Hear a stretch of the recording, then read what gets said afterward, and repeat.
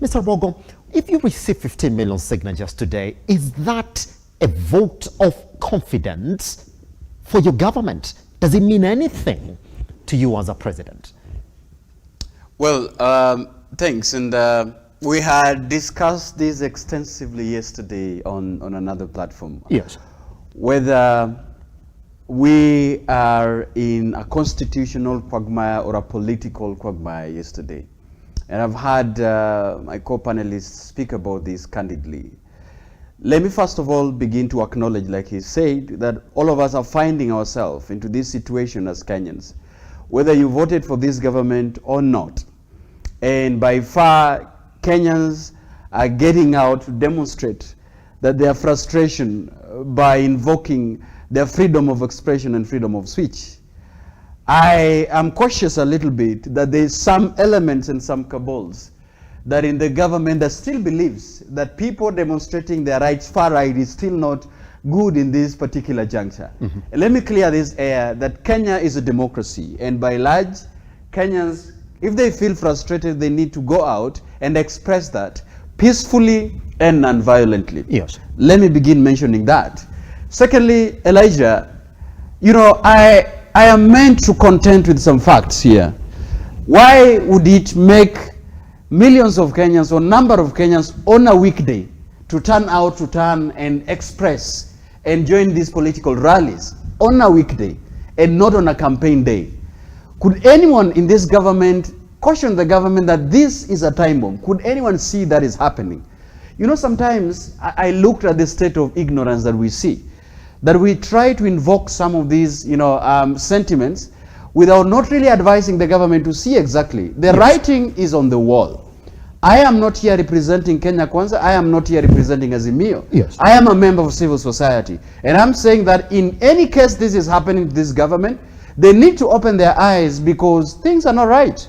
You cannot have larger crowd like that on a weekday and still assume that, you know, as government we're finding it right. It is wrong. Secondly, we spotted something that happens on Sabasaba Day. And you see, I'm telling you this as a citizen of Kenya, as a member of civil society, that it was not only Azimio, you know, brigade that demonstrated. Members of civil society were on the street earlier than members of Azimio coalition. Yes. I mean, you are covering this. Everyone was this on social media. It was quite clear that this, far that being a political rally that was happening in Kamkunji, members of civil society were up in arms very early in the morning on the streets. And the way the police handled peaceful demonstration from members of civil society was unacceptable. If anyone who is proposing to be a lawyer is not able to condemn that, then I'm questioning their legal practice. Yes. As much as everyone is talking about this. Because the country is in a state where democracy is on trial.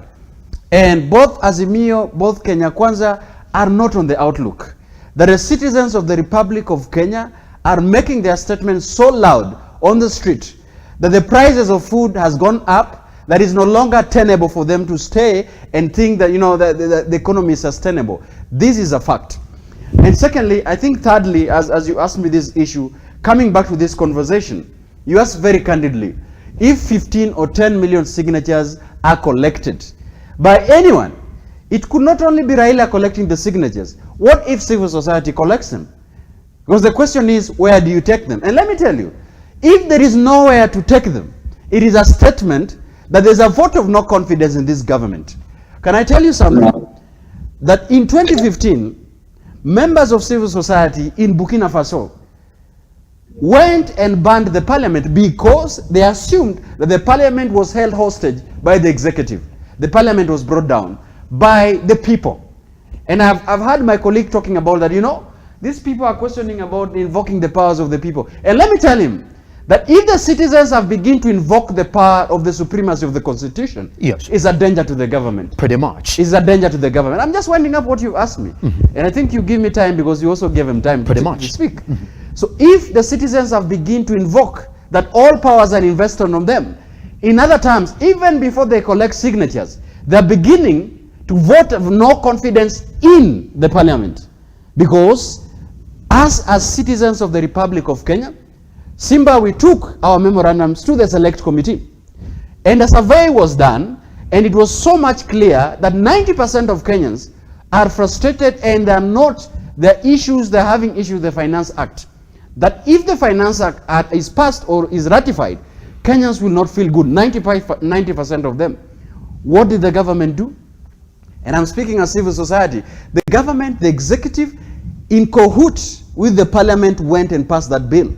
What do you want the citizens to do? And I keep on questioning on this platform, every platform I attend. Yes. If the executive is in bed with the parliament and is also threatening the judiciary, what do you want the citizens to do? The citizens, the only way they will do is to go to the street. And unfortunately, it is the opposition that is leading the citizens. I wish that the church would lead. I wish that civil society would lead. I wish that the trade unions would lead. And I wish that other sections, because the media is doing so much to set a pace and give accountability to the government. Yes. I think it is incumbent for us as panelists to be truthful about the decisions and matters that are affecting the citizens of Kenya. And that's why I'm here this morning. Yes, pretty much. Mr. Rogo, I want to take 2 minutes to respond to this particular one as well, because it's one of those areas that have already been touched on as well, that indeed somebody somewhere is saying that there's nowhere we can take the signatures. Is it probable that right there in Parliament, somebody would come in and say there have been 15 million signatures that have been collected today. Those are Kenyans speaking. Can we introduce this motion and debate it right there in Parliament and start then impeachment proceedings right from within Parliament? You know, there are possibilities, and that's why I said yes, there are possibilities. Yes. And my colleague has mentioned it there, which I agree. The framers of the Constitution envisioned that the only way a president can be impeached is with the article that you've quoted, but at the Senate level. Yes. In other terms, the framers of the Constitution in their mind envisioned that the citizens of Kenya, the Republic of Kenya, would designate and they give that power to the Senate. Yes.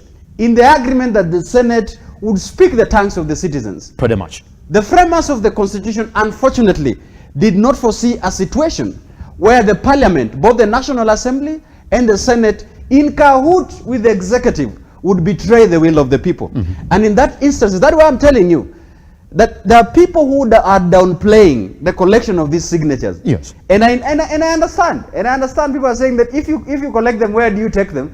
Because the Constitution gags you in the chapters that I mentioned. But I'm telling them, what if the 15 million people or over 1,000 people march to the Parliament and decided to say that the Parliament is not taking care of the consideration? Could there be a conversation? Could that spark a conversation or vote of no confidence in this government? Yes. Who in this Republic of Kenya would question, where do you take these 10 million people to? Who would question that? So I think I need people to be very careful that and by the way, the demonstration, and I'm not here to quantify what the Azimio or whoever is doing. I am here saying that the citizens of Kenya can get tired. And they've already started getting tired. You've seen spontaneous demonstration taking places not only in the CBD, not only in Nakuru, or not only in Mombasa. Citizens of the Republic of Kenya are raising questions in Kisii. They began to raising questions in Makueni. And as spontaneous as it is, what if it happens that as we come, the number of citizens that are going to get out, even on the rural area parts of this country, what will the government say? Pretty much. Good question. Once we come back, we introduce one Edwin Kigoli to the conversation, plus other issues that we're going to talk about this morning, just on the back of the court's ruling yesterday on